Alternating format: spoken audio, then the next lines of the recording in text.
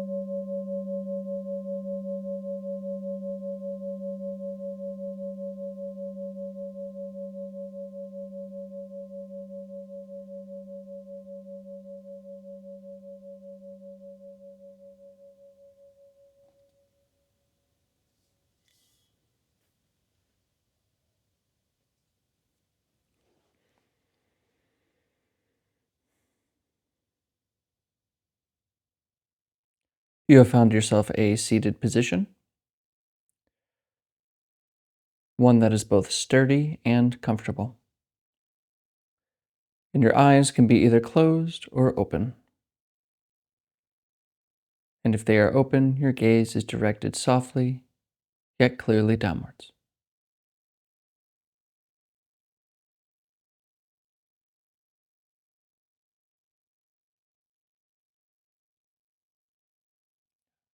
And let's begin this practice as we usually do by finding the breath.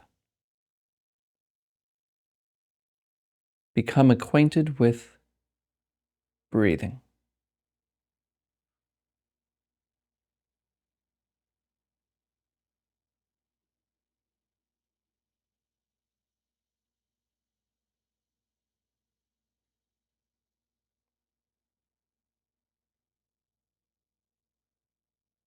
Noticing the subtle sensations with each inhalation and exhalation.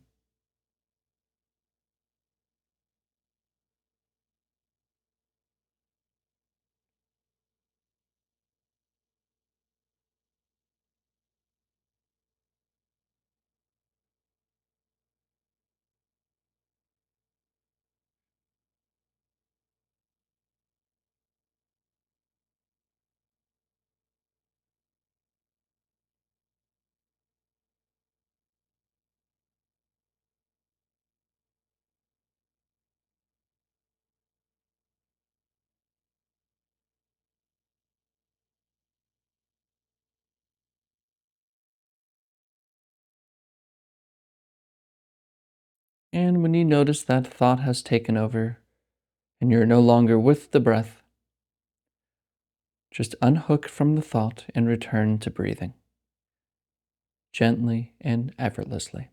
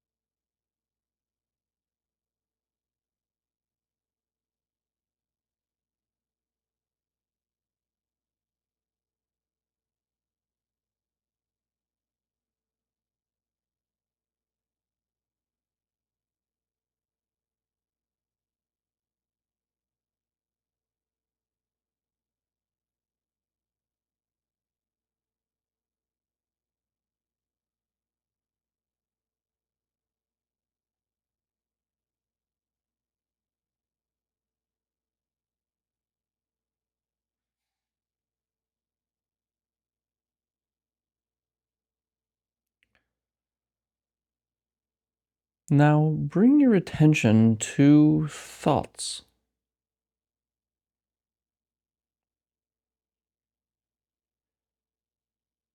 What is a thought?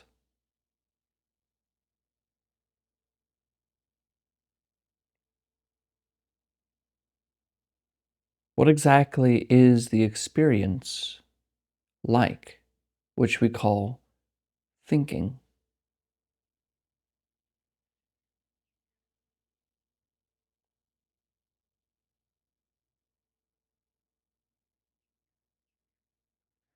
And a real good way to create a distance here, to look at thinking, is to say, okay, let's wait right here for the next thought that comes to your head. Just wait for it.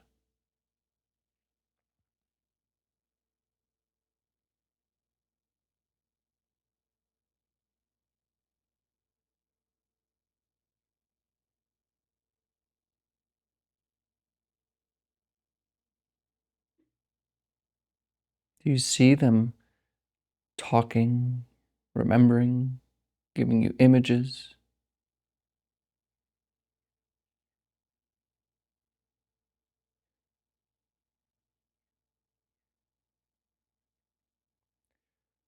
Are your thoughts solid, or are they kind of ephemeral?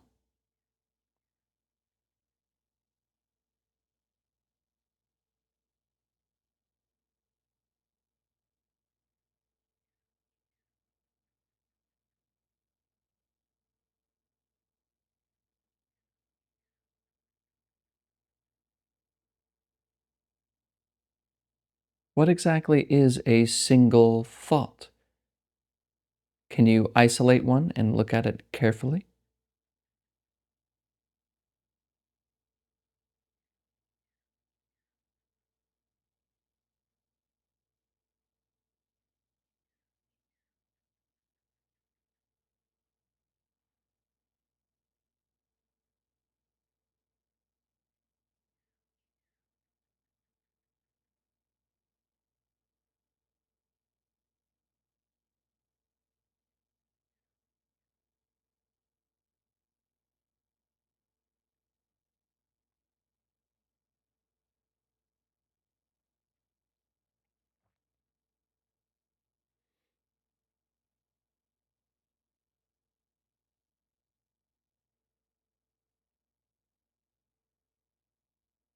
And really, what is happening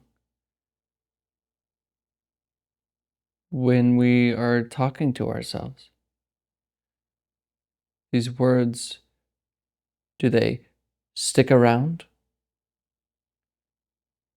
Do they hang out in your head? Or do they leave as quickly as they arise?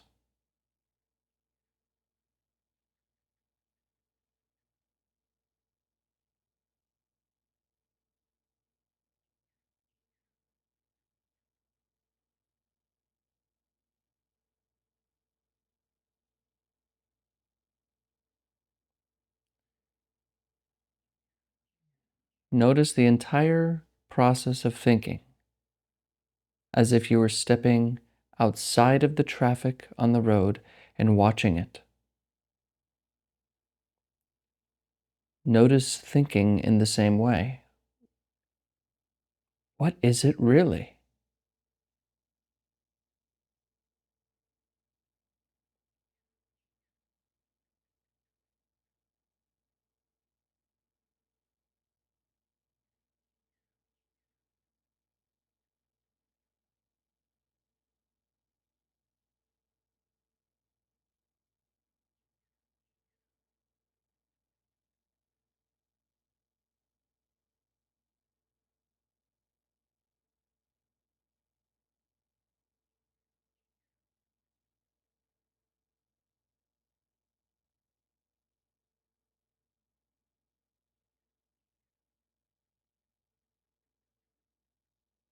Now see if you can follow a single line of thought and inquire, where does this thought actually come from?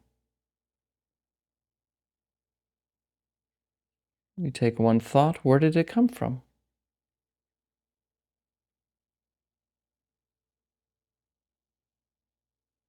Can you find that place from which the thoughts arise?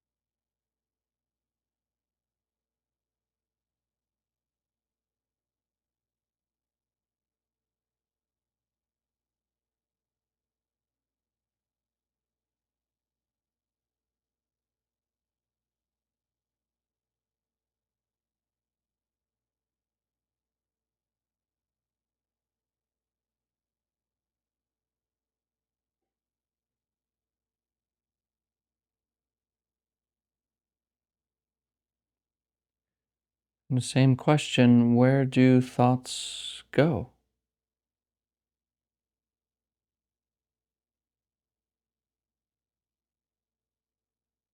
We can have a thought of our plans, our worries, whatever. Where did it come from? Where does it go?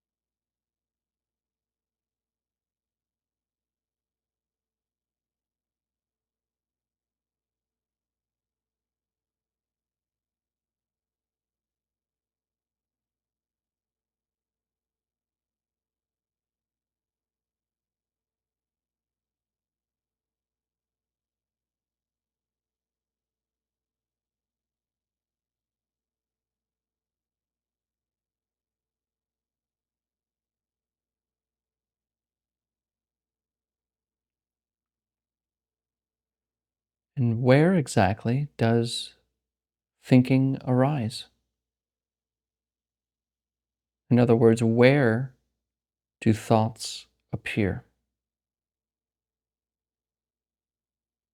Where exactly do they appear? And if you hear yourself saying, my head, that too is a thought. Where did it show up?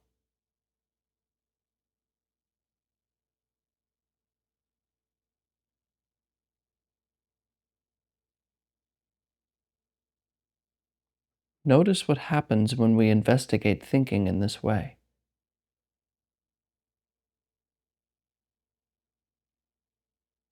Does thinking gain power over you? Does it become more convincing? Or does it lose its power,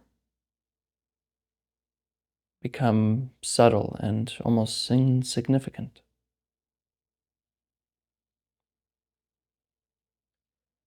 What do you discover?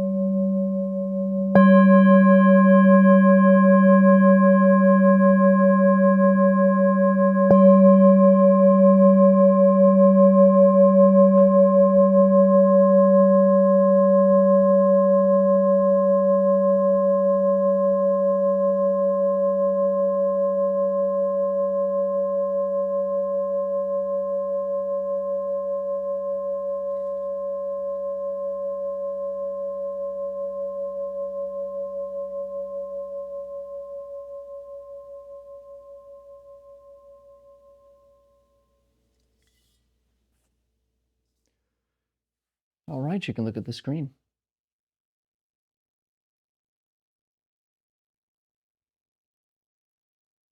See, most of us know, or we at least think we know, what thinking is, exactly what the experience is like. Because when we're lying asleep, or at least trying to fall asleep at night, and we're being bombarded by our problems and worries and struggles, it seems very clear what thinking is. It won't stop. I just want to sleep. Or when you're worried about something, it becomes very clear that thinking is taken over. But do we actually know this? Do we actually know what thinking is purely from a first person perspective?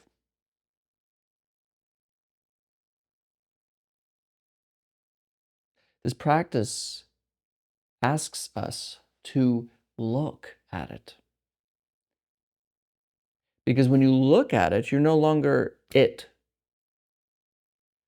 Usually we're all day, we're thinking about this and this problem. I'm being pulled around by all my thoughts and my issues and the things I don't want and the things I want and the things I don't, whatever. But when you say, okay, well, really, what is a thought?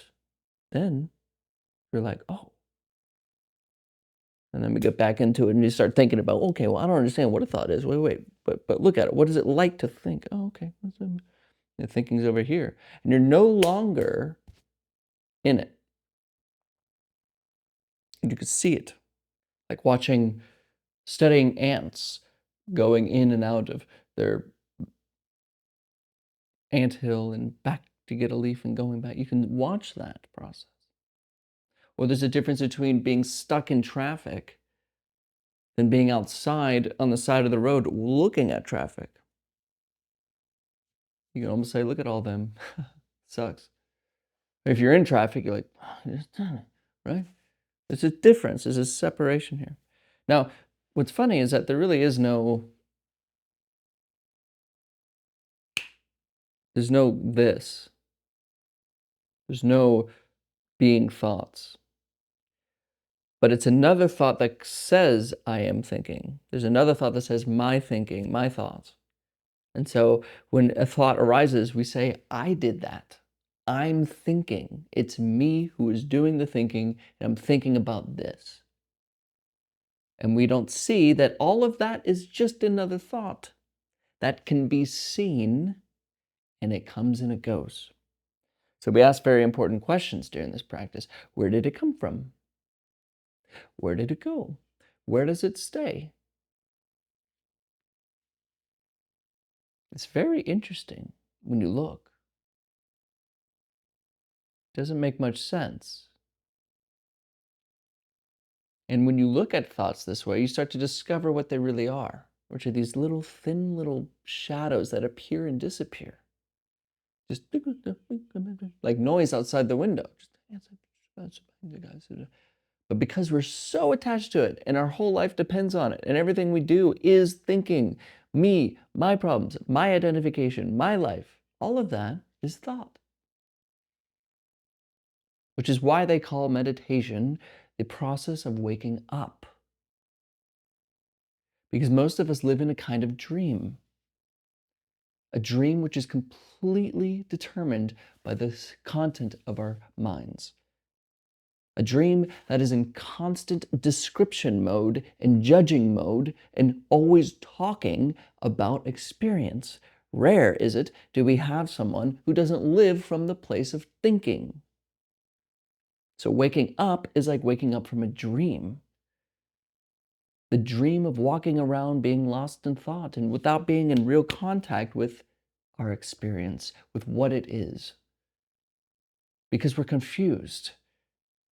We think we are thinking, when in reality, thinking happens. Like our heartbeat happens.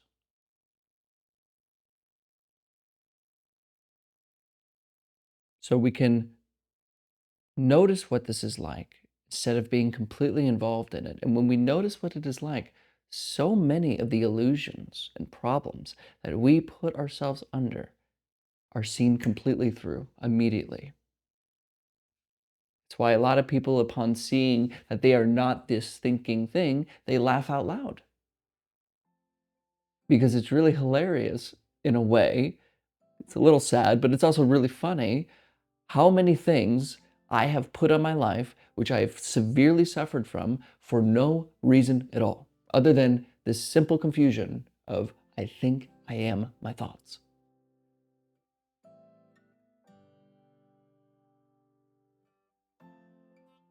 So, when we look at our thoughts, you're immediately not your thoughts. Truthfully, you're never your thoughts, but we're not under the illusion that I am my thoughts. We're not taken away by a thought. You can watch a thought of, sex or of desire or of fear. You can see it instead of being it. And that is a superpower. It's no longer when anger arises, you're in it. You see it. When fear arises, you're not in it. You see it. Your judgments of others, your politics, your friends' ideas that you think is crazy. You're not in it and you're like, God, these people are crazy. You see your mind doing this. And you don't have to get involved. So practice. Whatever you do, just practice. Thank you for your time today. And as always, and without exception, I'll see you tomorrow.